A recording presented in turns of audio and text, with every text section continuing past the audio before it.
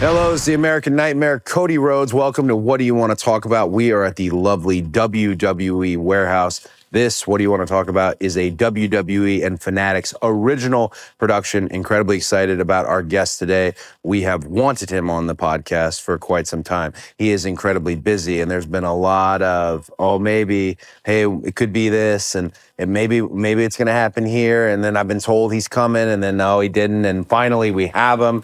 So we're not going to waste our time because this one's a very special one for a myriad of reasons. And I could go on with this introduction because I have often waxed poetic about what he has contributed to the overall wrestling economy and atmosphere, not just WWE.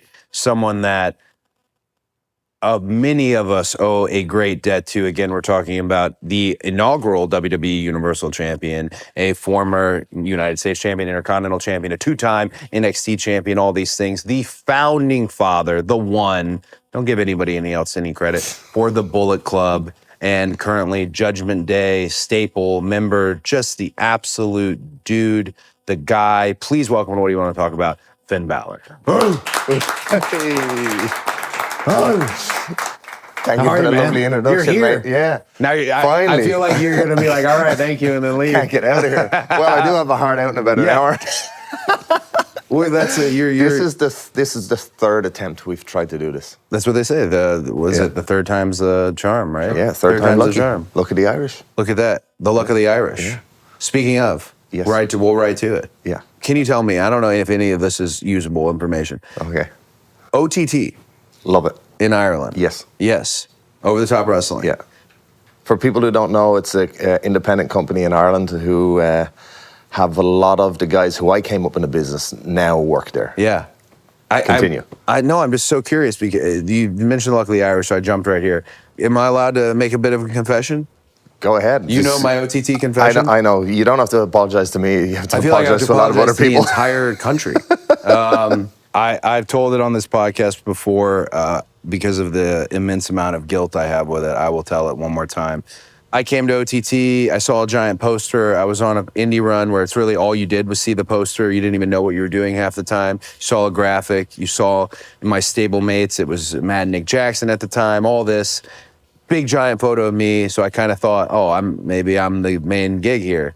Mistake. OTT had built up many of in-house stars and had a true program. They were doing business with the local and with people they'd homegrown. We were just a little sizzle on the plate. And that night, one of your contemporaries and peers and someone that you've been a mentor for and someone who you've kind of brought to the fold, that being JD McDonough, was set to have his big night. And I'll just say I went long. Was it against Walter, now Gunter? I don't think it was against Walter. No, okay. Because I feel like Walter might have been the one to tell me, hey, don't go 18 extra minutes or whatever it is, having people at the time I was having them kiss the ring. Because it was a ring thing, Yeah. they'd get all into it, and it was very like you tee it up and they'd do it. So it took an excessive amount of time.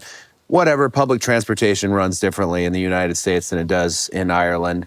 And I made the mistake of going incredibly over to where when he won the championship and had his big moment, a lot of people had left because they had to leave. I think it was a Sunday night and last bus is like 10:30. Yeah. And people use public transport in Ireland. You know, they don't drive places. They don't. And I was still in the ring at like 10:15.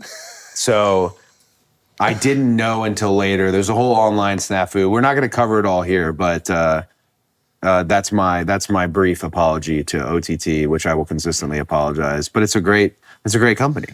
It's a great company. Yeah. And a great bunch of guys, and they're doing great business. And I was super lucky to get the opportunity to work there. Yeah. Last December, they brought me and JD over to work against two of the guys out there, and it was such a fun night. One of the most memorable nights of my career. How was the ring? Small. Small? Yeah. Yeah. But I didn't take any bumps, so it was fine. Oh, wow. What a vet. kidding. No bumps, huh? No, it was fine. What a vet. Yeah. This drink you have, tell me about it. This drink I have, I've been told, is called Demon Blood. Demon Blood? Yes. Wow, okay. Which contains Wheatley's American vodka. Damn it. Damn right And it does. I haven't tasted it yet, so Get it? Yeah. All right, Cheers. yeah, This is a classic American Mule, again, brought to us by our friends at Wheatley American Vodka. I hear that one's a little warm in the chest.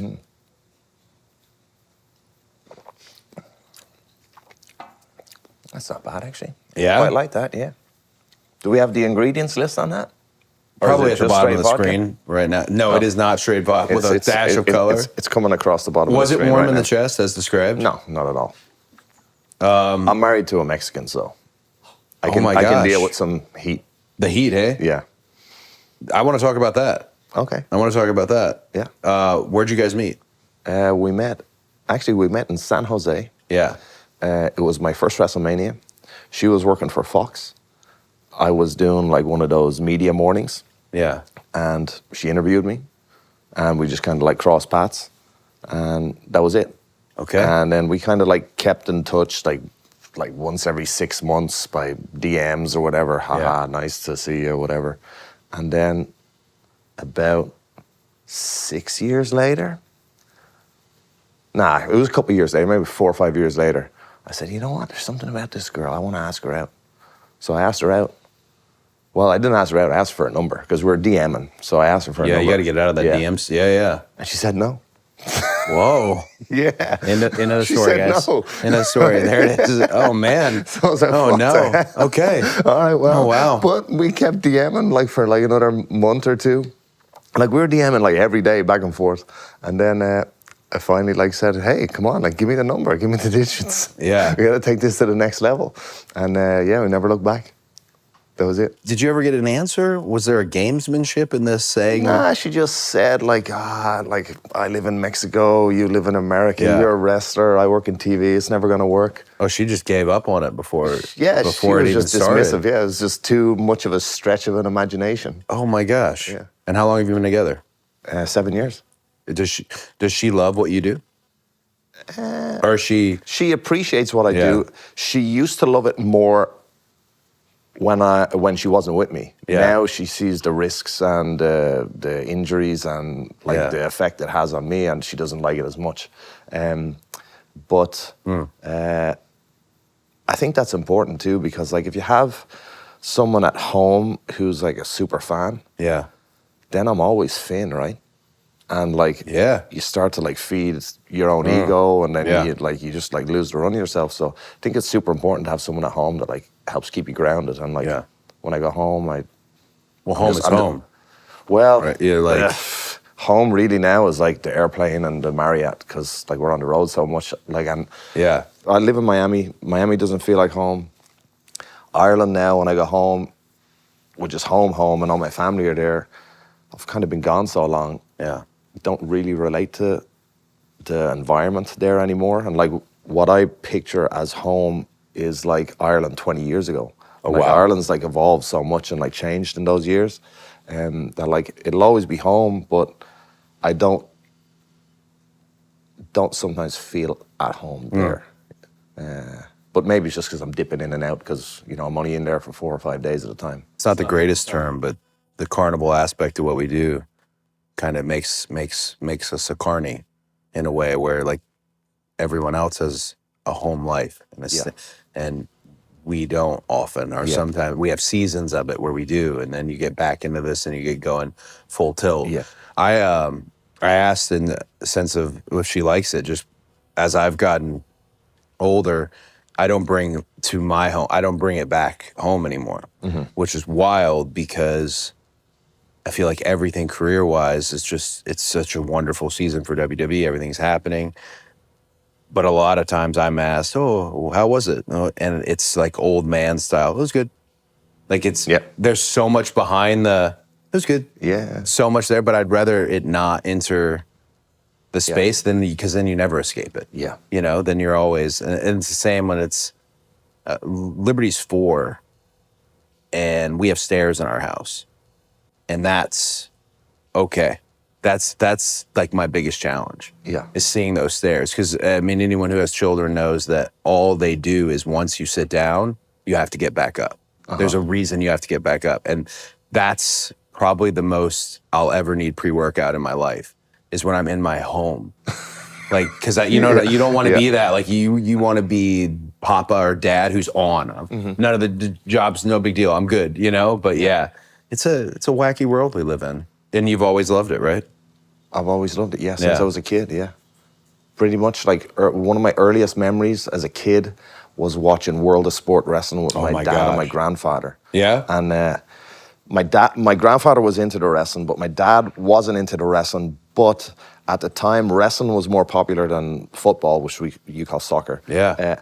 So they would show the wrestling on a Saturday afternoon, and at the bottom of the screen, it would flash up like the football results. The scores, yeah. Yeah. So Yeah, my yeah. dad was watching it for the football, and my granddad was watching it for the wrestling, like Big Daddy. Yeah.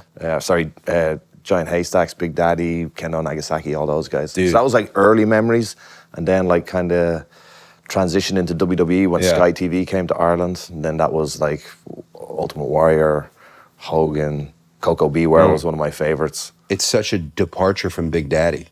I know. You're talking Big Daddy and Giant Haystacks. Anyone who's not seen it, it's very short, but I'm not looking at the in-ring work as much as the crowd. The crowd are going bananas. They believed. Yeah. And Regal always would talk to me about Big Daddy, but I never saw it. And then one tour overseas, I just decided to start watching the Big Daddy stuff, and it blew me away. It was so vastly different Yeah. from Crockett or WWE or WWF at the time.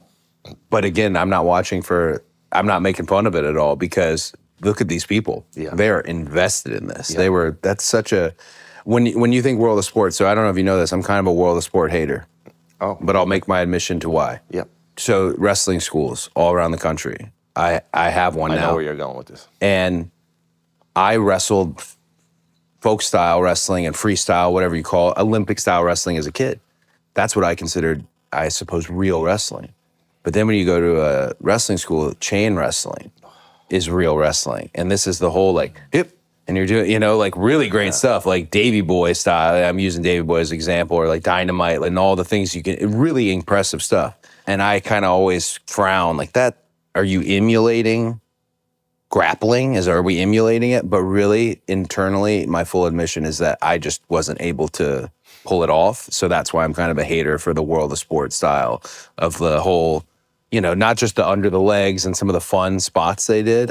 They're very hard to pull off, these sequences. I think they're very hard to pull off convincingly. Yeah. And I feel like a lot of it is emulated now, but really, really badly. Yeah. And that is where it looks bad. So I think it's funny you say this. This is such a deep cut from a wrestler perspective, but you might agree. Chain wrestling done bad is awful. Terrible. I think chain wrestling and Mr. Perfect Bret Hart, the kicks on the back of the leg, are the two most I've seen tried to be redone spots in all of wrestling, never to the same effect. I know that's a very specific match, but I see it a lot with chain wrestling where it's like the hand up and the whole that moment, and it's not giving me what I used to see with it. If that agreed. makes any sense, Yeah, I don't. Maybe it's because it's not. Maybe because folks don't know what you're doing in terms of what are you simulating.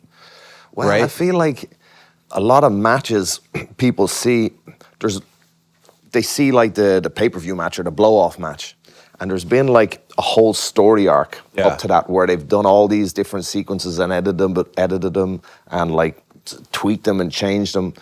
And it makes sense because of the story. Yeah. But people are emulating just the blow-off match. Right. Right? So like they haven't told the backstory. Sure. So it doesn't really make sense. Well, it's a copy of a copy, in a way. Of a copy of a copy of a copy of a copy. Because most people are probably copying someone who copied it from someone in the 70s, who copied it from someone in the 50s, who knows. You, growing up, favorite wrestler? Grown up, like super young, would have been Ultimate Warrior, transitioned into Shawn Michaels, transitioned into Sean Waltman. Oh, yeah. Yeah. I got to get Sean Waltman story. So we just added this. Ben Brown, the archivist. This is WrestleMania 7, The Trench from Warrior and Mach, and then Liz comes in the ring after. Also, we were discussing why he puts the trench coat on after the match. We don't know. Our theory was that maybe he thought that they weren't going to get it back to him. You know, sometimes our stuff goes missing or like yeah. got auctioned off or whatever. Yeah. So he puts it on to run out. Auctioned. Yeah, you know, like, I don't know. Or in my case, Bewit All my sells it. demon costumes have got auctioned off. I Yeah. think. Yeah, that's you got to Disappeared. You got to keep eyes on this stuff, otherwise it's gone. You know, some people have sent boots. I remember to like for exhibits, and only one boot came back. There's a trading world for it all. Yeah. This message is sponsored by Raycon. Now that the holidays are over, it's the perfect time to upgrade your gear for the new year. Raycon's essential open earbuds are a game changer for workouts. They don't block out everything like traditional earbuds, so I can still hear what's going on around me while running, lifting, or walking outside. The sound quality is just as good as the more expensive brands, and they have 8 hours of playtime and 36 hours of battery with the charging case. I charge them maybe once a week. Right now, Raycon is ringing in the new year with a sale, so it's the perfect time to grab them. And if you don't like them, they have a 30-day guarantee. I've been using my Raycons pretty much every day since I got them, whether I'm at the gym, running errands, hanging at home, or on the road. They're the ones I actually reach for over my other earbuds because I can still hear what's going on around me without sacrificing sound quality. Honestly, they've just become part of my daily routine. The essential open earbuds are here to help you crush your New Year's goals. Go to buyraycon.com/roadsopen to get 20% off site-wide. Thanks, Raycon, for sponsoring. And behind you, over your shoulder, is Demonito. Oh, yeah. There he is, Yeah. Demonito. Yeah. That's a funny story. Tell me. So I got told I was working against Iguana in AAA. Yeah. And like, it was the first time I'd worked against someone who I wasn't familiar with in a long time. Yeah. And like, obviously, like when you're on the Indies or you're in Japan, you kind of like research your opponents and you come up with some ideas beforehand. Yeah. But WWE is pretty much like you see everyone all the time, you kind of know all their stuff. Yeah. So this is the first time that I hadn't like known someone that I was stepping in the ring with. So I said, oh, I better do a little research like I used to. So What a pro. Yeah. So I went on YouTube and it was 4:20 in the afternoon. Oh, I got you. Yeah. And I typed in Iguana Yeah. or Mr. Iguana. And the first match that came up was Mr. Iguana against Santino. Oh my God. Cobra versus the Iguana. Cobra versus Iguana. Oh my gosh. And I said, damn, I need something like that. Yeah. And then poof, like a lightning bolt, it hit me. I need a demon puppet. Yeah. Yeah. How do you top an Iguana? Demon A puppet. demon puppet. Yeah. Yeah. I love that that's the match that came up. I love that during that time of the day, I love that that's what came up. Also, even if it wasn't that time, that's the right match to be watching. Because the psychology of that weapon / exciting partner, however you'd refer to your contemporary, your puppet, that moment, Santino was great about when the Cobra came out or when the other Cobra came out. There was like a Cobra, then he had another one stuffed in there. Oh my gosh. He used to do this spot, you would have appreciated it. It was Arn Anderson's favorite spot of the night. Santino would do a master lock challenge and he'd get put in the master lock. That was it. He'd sit in the chair, put in the master lock, and he'd start shaking and he'd start going, and the entire crowd at these live events would start rallying behind him. And they would do one side, and he'd come up. They'd get to the other side. They're working all four sides. He'd finally get back to square one, and it looks like he's about to break it, and he just passed right out.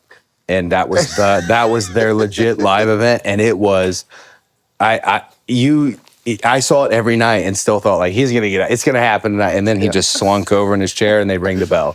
You know what's crazy about him, and I don't know if you have this experience, I bet you do, especially, isn't it funny sometimes the shootery types?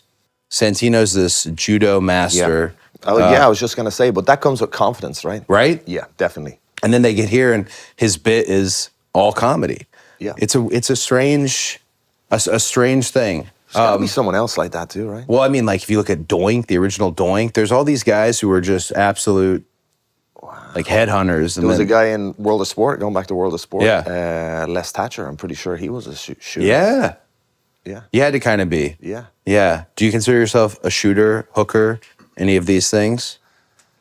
You've got grappling experience. You want to know a story? Hell yeah. Which I don't think I've told, actually. Yeah. Going, like, about the Bullet Club and where the name came from. Yeah. So I was a young boy in New Japan. Yeah. And before the shows, we would all like warm up in the ring, and the young boys would like be made do squats and push-ups and Yeah. stuff. And then we'd get in the ring with the senior wrestlers, and we'd be stretched, which would be like shot on basically and Yeah. beat up. And Minoru Suzuki was in the ring with me. He was a legitimate grappler. Yeah. And I caught him with an armbar. Oh. And he goes, "Oh, David, you're a real shooter." And then Tiger Hattori, who you know, Yes. kind of heard that. And every day he said, "Hey, David, you're the real shooter. You're the real shooter." So this was going on in the locker room for about a year. Say, "Hey, David, you're a shooter." And he'd just do it like that, shooter. And when the time came about a year later, the office came to him and said, "Hey, we want to turn you heel. Want to like put you with Fale. We need to like get you guys a group." So then they decided to put in Carl Anderson and Tama. Oh, yeah. I was trying to like think like what ties us all together. And at the time, Fale was using like the hand grenade finish, like similar to Solo. Yeah, yeah. And then there's the machine gun, and I was the real shooter. So it's like, what like links us all together? Yeah. And it was Bullet Club. I mean, you say it in the simplest of ways, but it was Bullet Club changes the entire business. Like, there's very few people who will ever sit on this awesome show, have these drinks. Well, hopefully there's more, but there's very few cheers who you can literally tell changed our entire industry with a thing that they contributed. I feel like that's the greatest title of all sometimes is it. I know I always do this to you, and I did it in the ring I live know. in Belfast, and I'll continue to do it to you. You done it actually when you first came back to WWE as well. Yeah. Because I went on your bus to welcome you back, give you a hug, and you spat it out straight away. Because and I was blown away. Because not many people are as honest as you. Yeah. And not many people like tell how they really feel. You know, a lot of people like shut down and kind of like try and put on this macho image. Yeah. But you don't.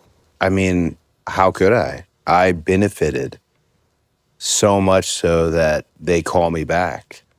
That I benefited from a thing you created and I got to be part of, even though I'm not the most glamorous part of it. I got to be part of it for just a short moment in time. Look at the list of people who've been part of the Bullet Club. And then, of course, we were talking about it in here, and not everyone knows, especially if you've been in the WWE bubble.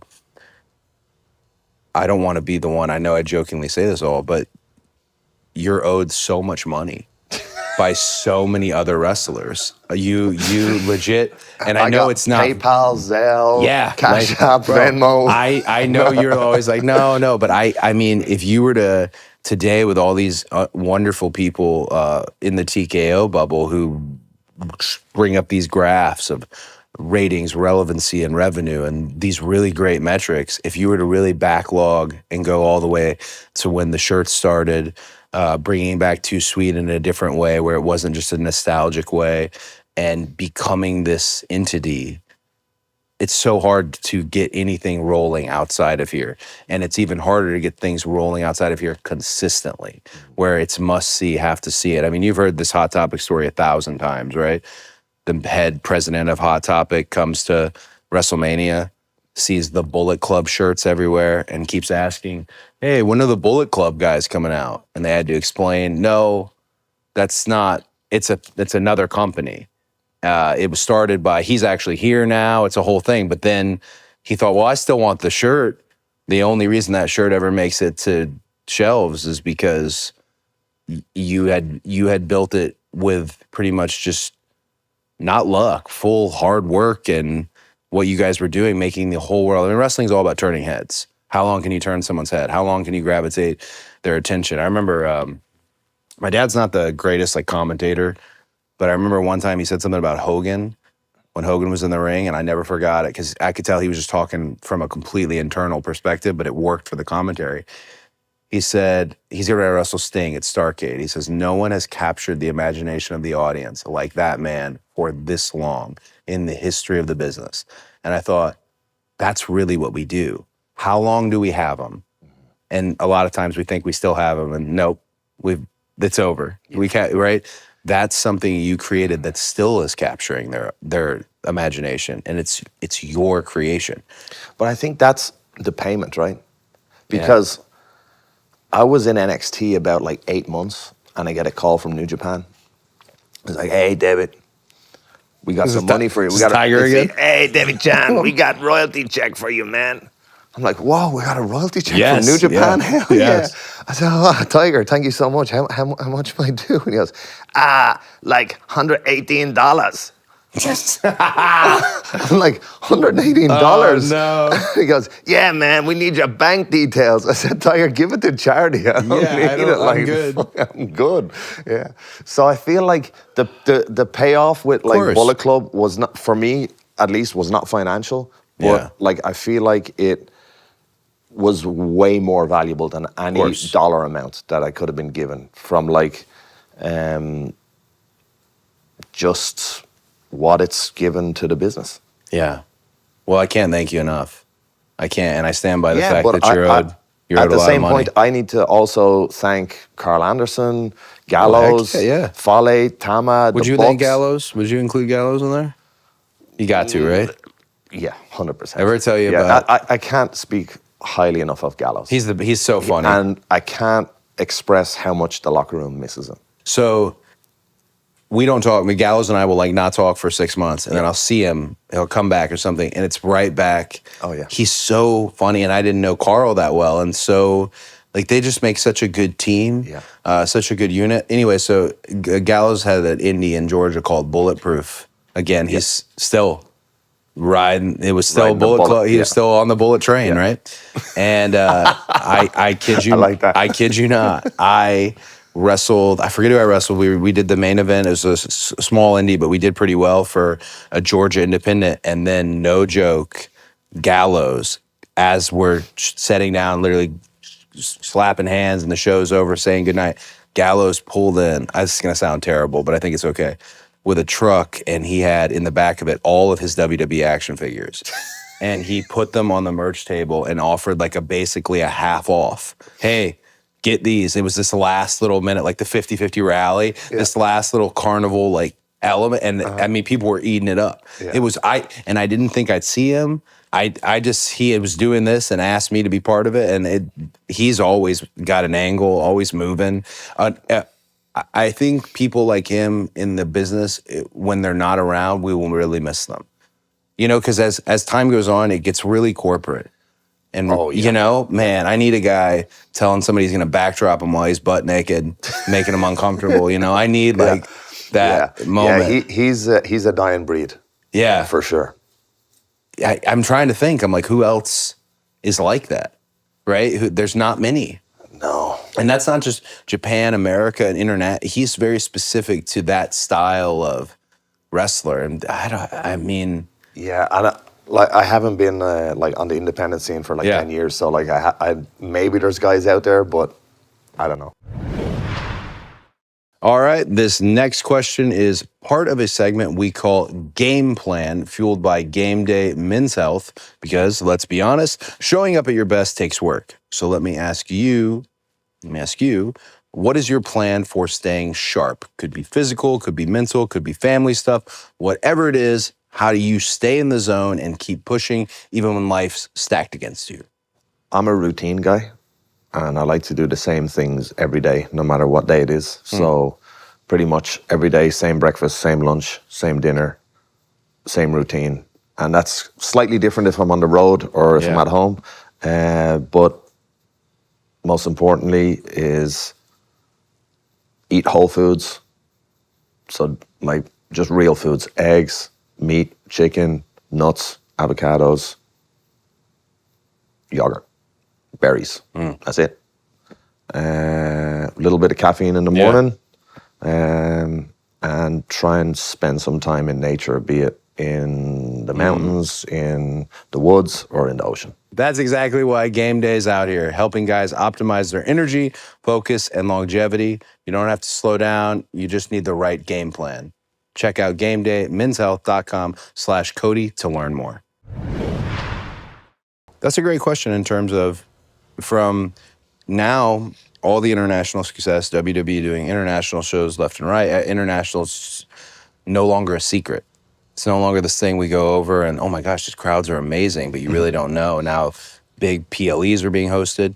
Any independent or young up-and-coming guys that you've seen who are coming from Ireland, from the United Kingdom? Is there anyone that you think's on the level that will make it over? Can't think of his name off the top of my head, and I feel embarrassed because I worked him at OTT. He's a young kid. Bet stuff. Bet stuff. I know his father, Colm Nelligan. That's all that we So got. this is a good story. We got the dad. So when I was running independent shows in Ireland, like back in like 2002, Colm Nelligan, this kid's father, was like one of the guys who would help me out, like taking tickets or setting up the lights Yeah. or whatever. And his infant kid was like 2 years old, and we would bring him to the shows. Yeah. And there's a picture, I think, of me in the ring with Jordan J.D. McDonough Yeah. sitting ringside, and then behind him, Colm Nelligan holding his son, who I then wrestled at OTT like a couple of weeks ago Yeah. or months ago with Jordan. So it was a wild story. Well, it's generational. Does he have the chops, or was it more just seeing the love in Ireland? Like he's somebody, you know? No, when he you has see the chops. He has Yeah. the chops. He was super young. He was like 19, 20, 21. Yeah. And like listened, like didn't get stressed when I didn't like call a bunch of stuff beforehand. Yeah. Like, yeah, he was great. Oh man. Yeah, but I feel like the level in OTT is like is really like Oh, yeah. raising. Yeah. It's I feel like even with with my big snafu over there, what I didn't realize is the level of quality product. You know, sometimes with independents, you got the mom and pops where it's really about, hey, we got the guests, you do the mom and pop stuff, give them a little bit of what they had seen on TV previously. It's more of that. And then other times you have something that's in-house, it's built. Yeah. And you're really there to just kind of push it over the edge a little bit, and that's it. And OTT is also great production, ahead of their time. Yeah. In terms of production. When NXT UK started, Yeah. which was a huge thing at the time for British and European wrestling, Yeah. I feel like it kind of like took all the talent and it starved all the indies, and it took a long time for them to rebuild. The refresh to happen. And for a lot of them, it hasn't even happened yet. Yeah. Because like there's no one to like learn from or look up to, like the guys like, you know, Tyler and Pete and everyone else who came to WWE. Now, like the younger kids don't have anyone to learn from. So I feel like there was probably a huge negative effect on like the gulf of talent that like WWE took out of that like I guess territory, you know. Right. But slowly it's starting to rebuild. Yeah. I mean, we've seen that domestically in the States with everything that's popped up with other places to wrestle and things of that nature. It strips away. Yeah. And then there's a negative byproduct to it, but then the positive byproduct is these 18, 19-year-old, all of a sudden they're 22, 20, they've grown and they've had to do it very much on their own, and they've got a set of skills. So it always kind of, I hope, refreshes itself. And replenishes. Otherwise, we have nowhere to look, you know, when we need it the most. Big news, WWE and sports fans, the world's #1 sports fan festival, Fanatics Fest, is making its return to New York City. Fanatics is bringing you closer to the leagues, teams, superstars, and athletes you love across 4 action-packed days in July. Meet your favorite WWE superstars, get your hands on exclusive merch, catch live podcasts, and interact with the biggest names in sports. Tickets are on sale now, and fans of the podcast can use code CODY10 at checkout for 10% discount. Head to fanaticsfest.com to get your tickets today.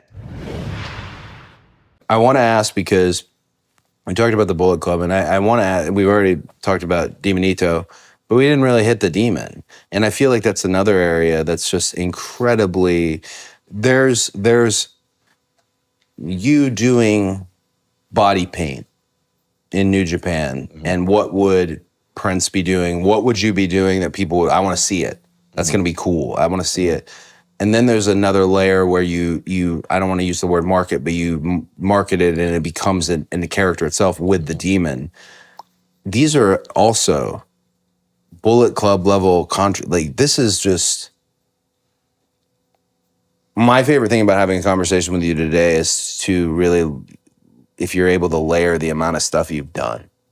and you're not done. My gosh, you're not close to done. That's some are slow learners, and some are rocket to the moon, and that's it. This is really a body of work. That was something that the person who trained me was always about. Hey, when my body of work is put up against his body of work, look at all these points. As far as the Demon is considered, do you have a favorite moment with WWE and the Demon? Demon's a touchy subject for me. Let's go back to the concept. We can, yeah, right? yeah. So I'd recently turned heel Yeah. in New Japan. And I was like really fighting an uphill battle because I'd been babyface for so long, squeaky clean, Yeah. white meat babyface. And I'd recently turned heel. And I was now against like the, shining lights, Ibushi, the up and coming like white meat babyface. Handsome Ibushi. Right. And he's like, wears white gear. And we're in the Tokyo Dome, whatever, 45,000 people Yeah. or something like that. And I'm thinking like, how can I make this like look different? And I want to take everything away from the fans that they physically recognize me for, Okay. right? So the first idea was, what if I wear like a bodysuit? But I thought like, oh no, Liger wears a bodysuit. Yeah. So then like, I'm kind of thinking about like the Tokyo Dome and how small the ring is in that giant arena. And I'm thinking about like the people in the back, what are they gonna see?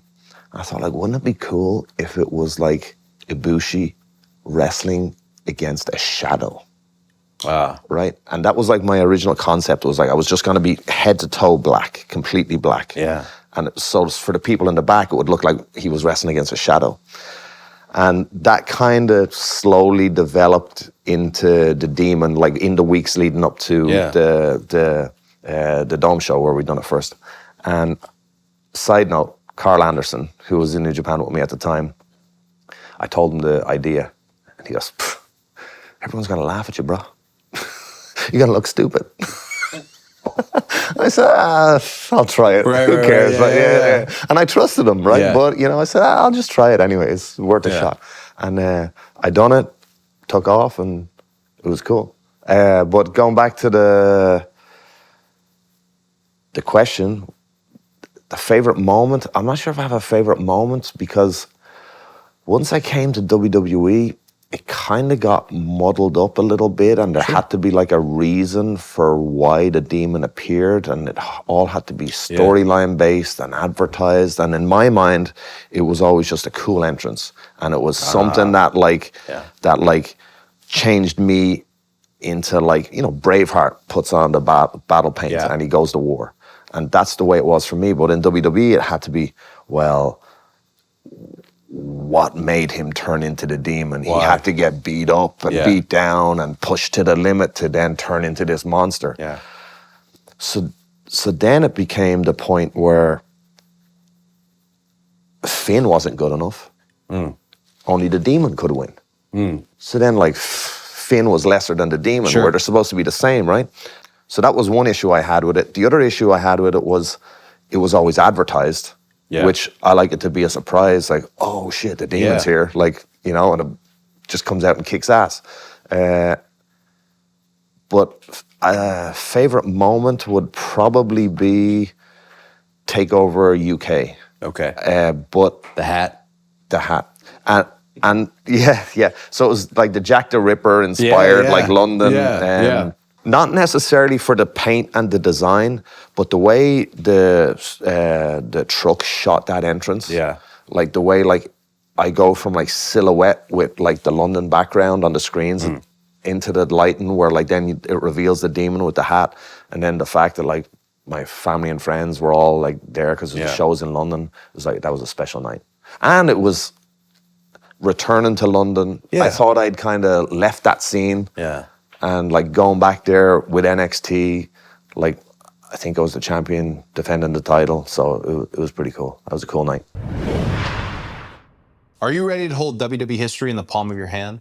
Topps is bringing you closer to the action than ever before with WWE Topps Now, highlighting the biggest matches and milestones from WWE shows and PLEs throughout the year. Topps Now is enhancing the fan experience by connecting collectors to the superstars and spectacles that ignite their passion. Featuring stunning event-exclusive photography, each card is made for the moment. And for some lucky collectors, that moment could become the pull of a lifetime. Along with serial numbered parallels, some Topps Now releases offer a chance at rare short prints, superstar autographs, and even pieces of the mat, gear, or other items used during the featured match. So, which moment will you collect? With each card only available for a limited time, you won't want to wait to begin your Topps Now journey. Be sure to subscribe to WWE Topps Now mailing list on Topps.com and follow Topps on all social media platforms so you never miss a single moment. I feel like, there's always these Booker sayings and these older wrestler, whether they're the Booker, producer, president, they always sometimes will say something, and I feel like there's an air of that here where, did anyone ever tell you that, and this isn't an opinion as much as I'm curious if anyone told you, maybe it was something that you outgrew in terms of the demon character or just the general sense, because like old school wrestling 101, look at you. Like, you don't cover that up. Like you're 10 out of 10, dog. Oh. And you're shredded to the gills. An old school wrestler perspective, like I think a lot about when I wear the mask. Jason Baker makes these masks. He's super talented. Hate when he makes other people masks and doesn't tell me, but hate it, legit. But I always think about a lot of times, like I think about my dad and I think about other old timers, like, no, don't cover your face like that. And I don't necessarily just subscribe to the philosophy, because sometimes it's like, no, it's cool. Yeah. It's cool. I'm doing this cool thing, right?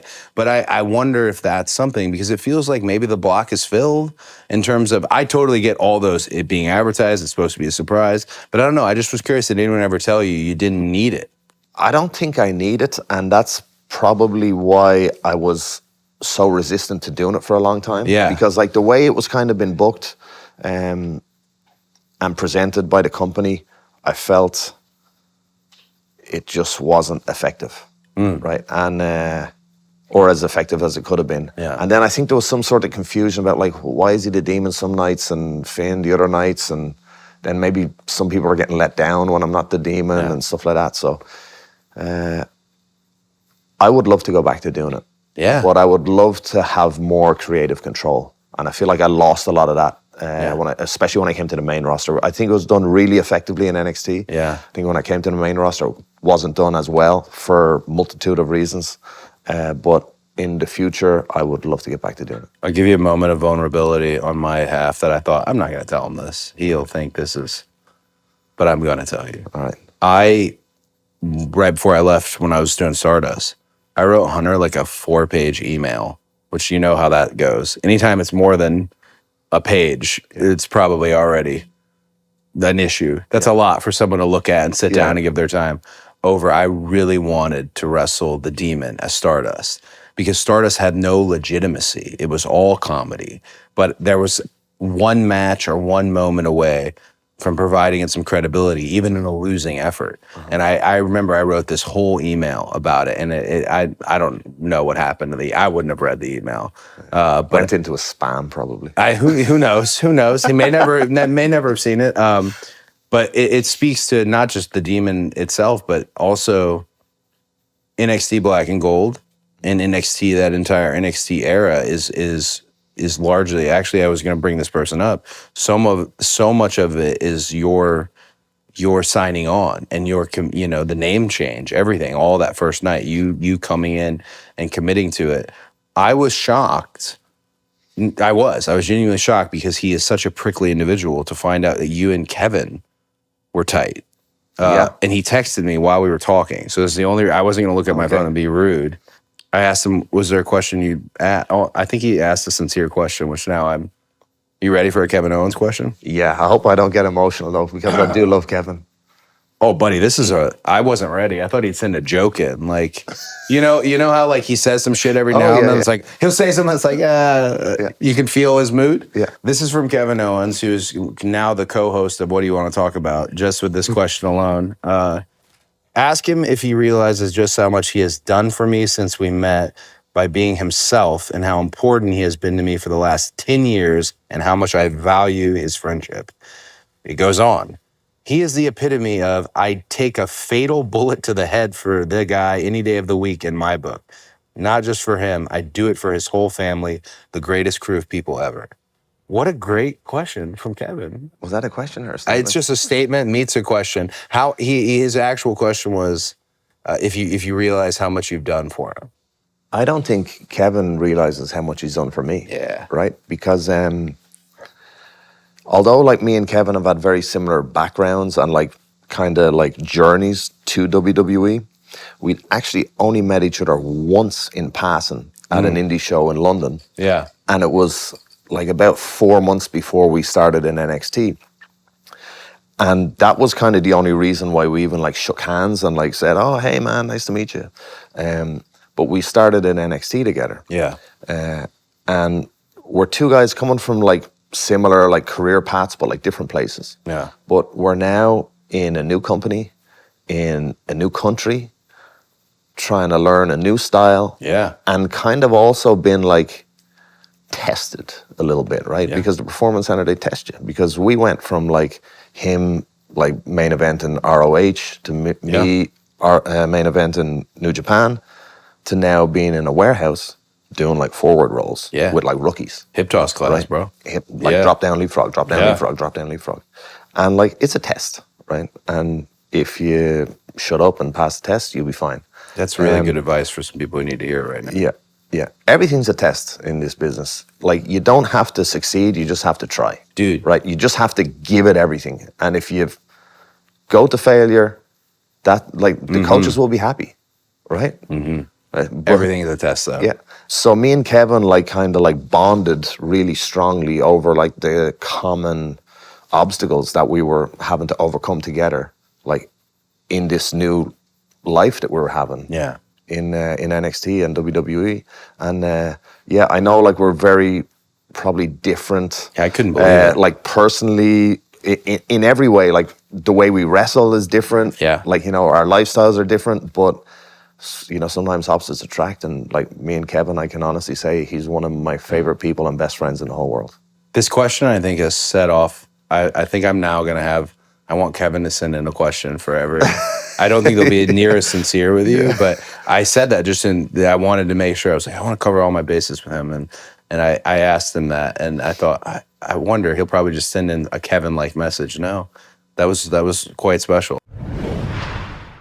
I love the folks at Wheatley. Mm-hmm. We like to say we're the American Dream Team, so I often ask people, who's your American Dream Team? Survivor Series team, a zombie apocalypse, who you're taking with you, whatever, 70 people, 4 people, animals, whoever is with you, who's your ride or die, Survivor Series is a good way to break it up into numbers, but who's coming with you? Who's on your team? JD McDonough, Love it. Kevin Owens, Of course. Co-host. Sami Zayn, Yeah. Chad Gable, No. Yes. Okay. Otis. Okay. Those two are my riding buddies. Okay. Got to have them. Yeah. Adrian Neville. Okay. That's a solid crew. No one is beating that team. I'll put my pops in there. There you go. Yeah. No one's beating this team. No. How old's your pops? Like 74, 75. In a fight like this, he doesn't have to get up because, I'll just keep him on the apron. yeah, like he doesn't have to. I'll handle it. Don't worry. But also Chad Gable, like the shooter. Yeah. You know, Chad. I said this the other day, and I hope Chad, being a little shorter, even though he's jacked to the gills, always suggests stuff that's like, I wonder if I'm like a bit too big for that. But because it's Chad, I'm like, nah, we'll do it. And going back to the shooter stuff, Yeah. Shorty G, Shorty G. completely opening to like showing his ass. Yeah. You know, That guy's incredibly talented. he's one of the best guys we got. Yeah, I feel- in and out of the ring. I feel like there's something on the hill for him that I hope he keeps everything. He seems always gunning for it and hungry for it, Yeah. and just something because he's special. Yeah. yeah. He may be one of my favorite matches I've had since I came back here. So the matches, like the live event matches, which we had plenty. Those are always going to be the most fun. But then the TV matches are like hard hitting, short, sweet. Who knows what they may be, but with a lot of content. And he was one that I got like an incredible moment out of him that night. So yeah, shout out to him. Shout out That to Chad team's Gable. Yeah, that team's pretty. No one's beating that team though.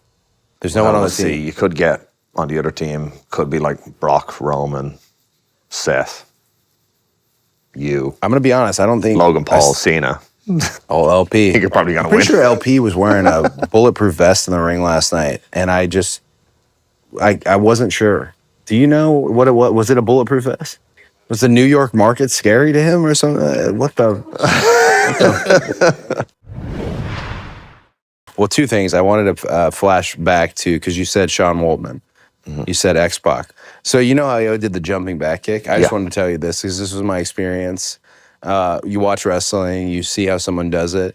This was something that happened to me during my brief time with New Japan, but it was a good lesson. Is the speed and fluency of things can be a little different. And our friend Kenny Omega does that same kick. He does it a little differently though.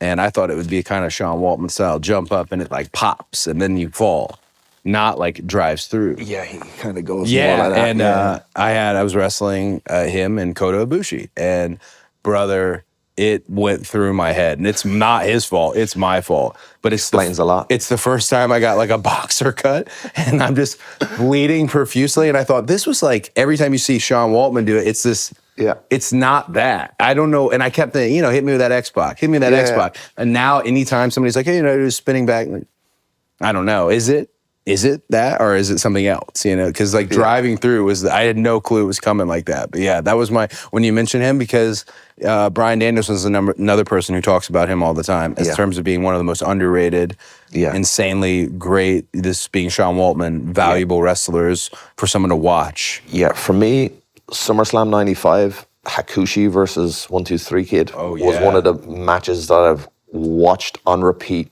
the most of my childhood. And like Sean Waltman was the first person that kind of made me believe, oh, maybe I can do this. Because he was like the smaller guy, and he's tall, but in that generation, like he's 6'2", I think.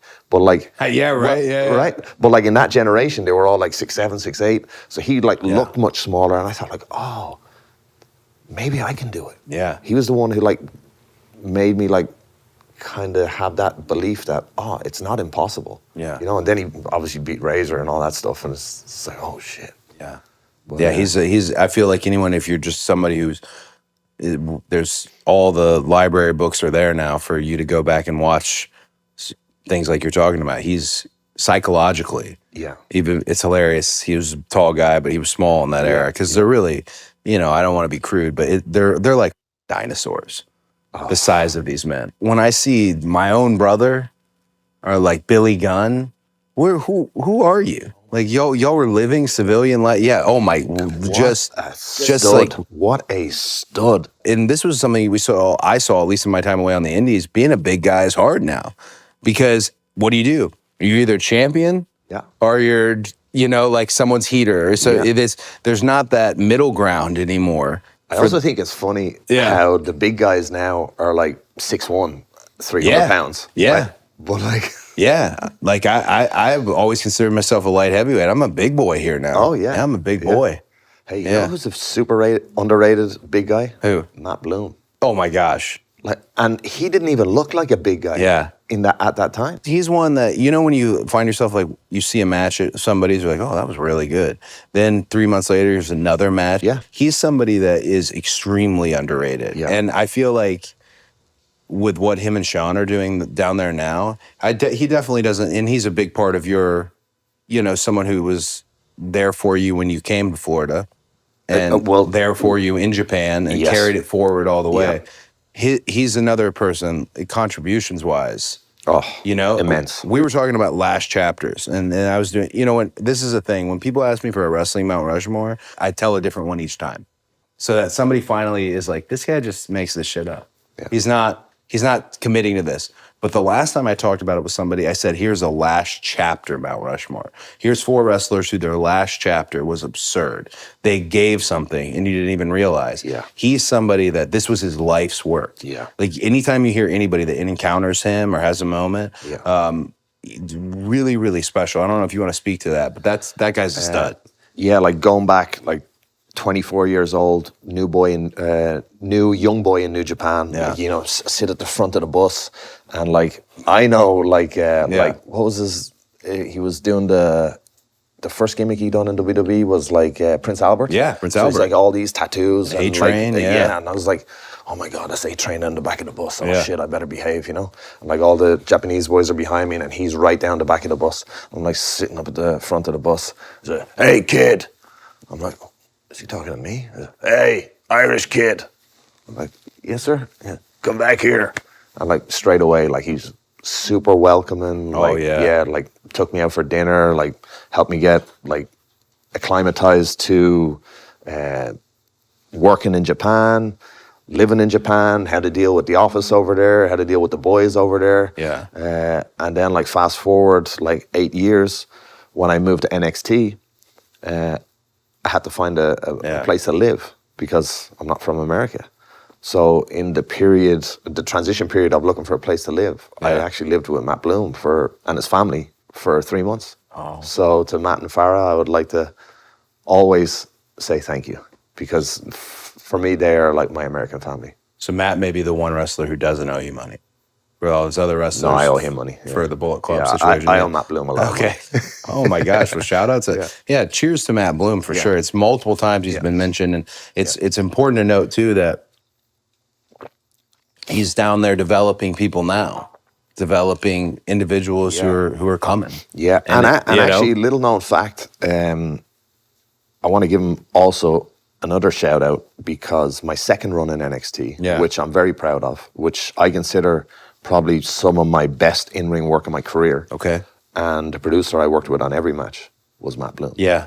And he's someone who really like understands how I work.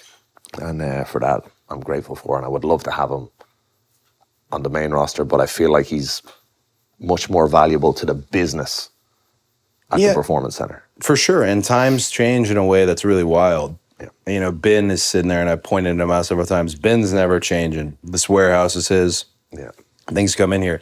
But all the other positions in here, it's really wild. If you look at WWE and you see like, oh, that guy's in charge of this now, and that guy, it's growing. And then also the question of, well, who's next?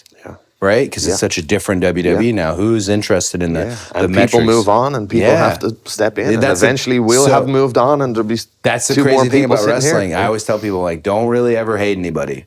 Don't hate anybody. You probably will, but don't, because you will work with them again. Yeah. You will. You know, like I have burned boats, bridges, everything, and then known like, oh, you know, I'm gonna have to deal with that person, you know, like I gotta figure out how that looks for me.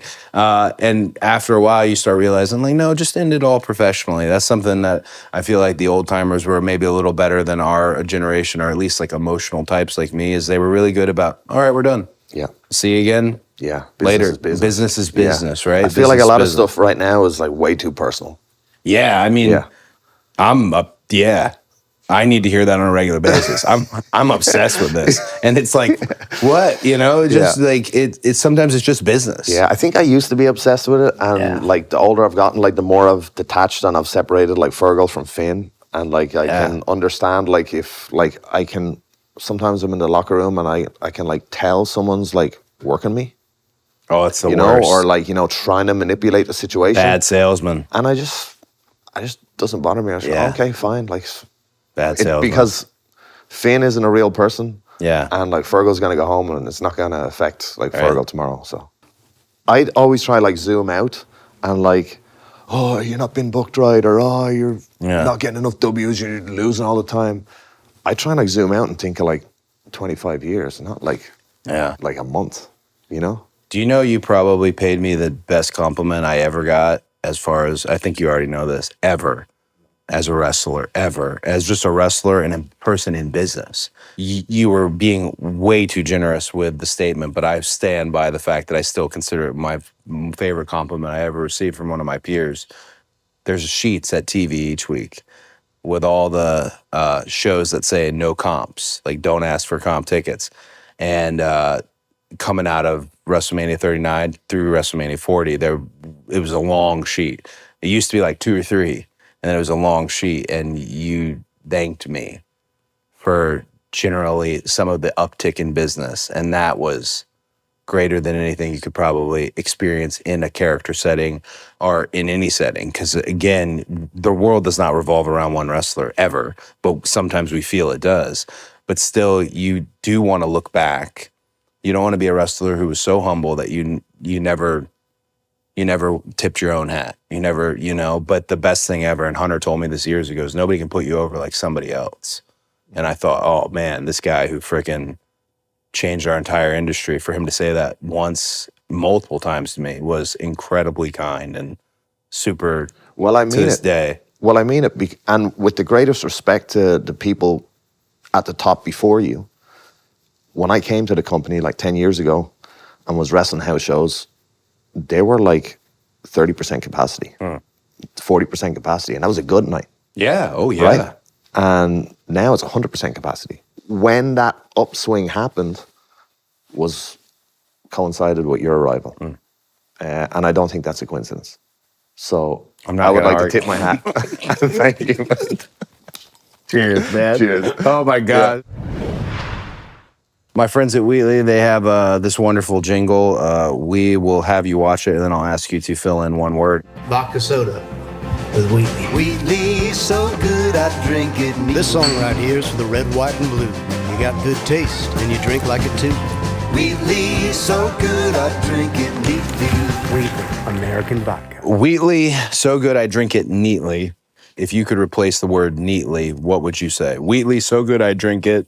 Wheatley is so good, I drink it infinitely. Okay, nice, Not bad. nice. That's well done. I'm glad. I think jumping right in is the way to go on that. We've had some people really get bogged down in that question. I want to say one more thing. I've kind of recently, I don't want to say recently, but maybe like in the last 4 years, like shied away from any kind of podcast or interview or just anything kind of in public, and tried to just like kind of focus on what I love doing, which is wrestling. Yeah. And it's for like a multitude of reasons, but I feel like the main reason is that there's just too much noise and too much content, and content for the sake of content, and it doesn't really mean anything. And like, I've stopped wanting to contribute to that. But I feel like this is something that means something, being able to speak to you. Oh man. And I'm grateful for this opportunity to kind of like dip my feet back into like being in the public eye and kind of being open and being Fergal. And I'm grateful for the opportunity. Thank you. Thanks for choosing us to, even though we chased you down. I thought that was part of the elusive. The first time I was like, I don't really want to do it. The I'm busy that elusive, day. The second yeah. time I actually was busy. It's I'm glad. And if you do it and then you're like, no, because too much content is a thing. Too much noise is a thing. Content for the sake of content is a thing. But, don't be afraid. There's other podcasts. Stephanie's podcast is pretty good. Shout out I've to actually already spoken to Hunter about I would love to do Stephanie's Yeah, podcast. that podcast Like, is, I like things that are real. I don't like things that are fake. I don't Yeah. like going on the radio for 5-minute hit. I don't Yeah. like going on a sit-down daily morning show for, oh, hey, see us tonight. Yeah. I want to do real things. Yeah. And this is real. You're dead on. I oddly revel in the really quick hit. I think because sometimes they're so generic and so heartless that there's like It's some of it's fun for me in a way. Like you do a radio where a guy's reading your Wikipedia, and it's just like, Do you know how many times I've got asked, so Finn, we know you love Lego. Based off one little 15-minute snippet we done in NXT 11 years ago. I'm so glad I didn't ask about Lego. But I do still love Yeah. Lego, right? Yeah. But I'm also 44 years old. So Yeah. and I'm married. So like I have other things I got to do. Guys, I'm into other things, they're the quick hits can be. Hey, is there any other difficult. things you're into outside of wrestling? Outside of wrestling? Yeah. I mean, as a dad, it's all and 2 girls, it's all pretty much just princess stuff. Like, Princess Power on Prime right now is a big deal. You got to sing the song, do all that. She's really big into Harry Potter, but she's only seen the first movie, so that's going to limit the conversations I can have with her. So I'm trying to get into it a little bit more. But I mean, that's it for me, is the kids, right? I think the other things went, not because that becomes such a priority thing in your life that you don't get them as much. Cigars is the thing I'm into. You want to hear some old timer shit? Yeah. The guy who does my diet or training or whatever asks for 50 minutes of cardio. 50. And he'll say, you can just walk at an incline for 50. Walk at an incline. Okay. I walk in my neighborhood. It's roughly 45 to 50 minutes. I do it. I now have just started smoking a cigar while doing it, which I think is counterproductive to the cardio. Nah. However, it just, I smoke weed while training.